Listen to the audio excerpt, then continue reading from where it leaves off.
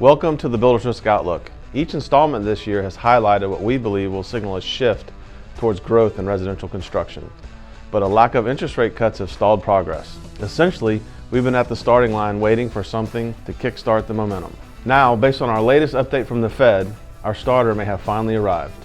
For the first time since December of 2024, the Fed reduced the interest rate by 25 basis points and they're projecting 2 more cuts before year's end.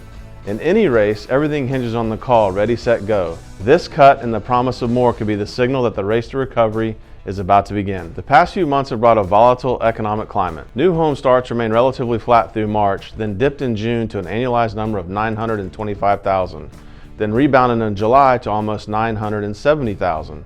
But then dropped again in August to 890,000, well below June's level. Tariffs and uncertainty about their impact, pesky inflation, and an overall dip in builder confidence, all of which have been exacerbated by painfully slow interest rate changes, have contributed to this instability. Still, there's good news. Some underlying fundamentals suggest a jump in construction activity is imminent. According to Realtor.com, new home construction in 2024 outpaced household formation for the first time since 2016.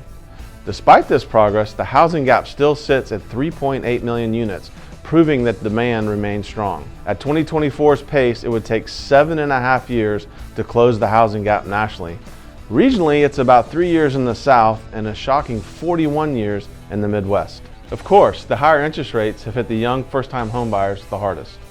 With the compounded effect of rising prices and the drop in available inventory, homeownership has been nearly unattainable for many. Around 1.6 million expected Gen Z and millennial households did not form in 2024, primarily due to the lack of affordable housing.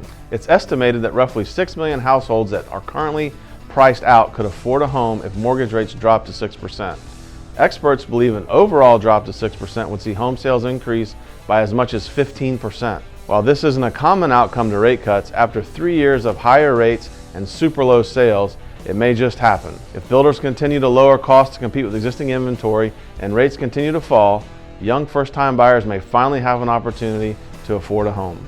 We're only at the starting line in this race, but if the Fed follows through with additional interest rate cuts, we're optimistic by year's end we'll be off and running towards a strong residential construction period in 2026. See you next time.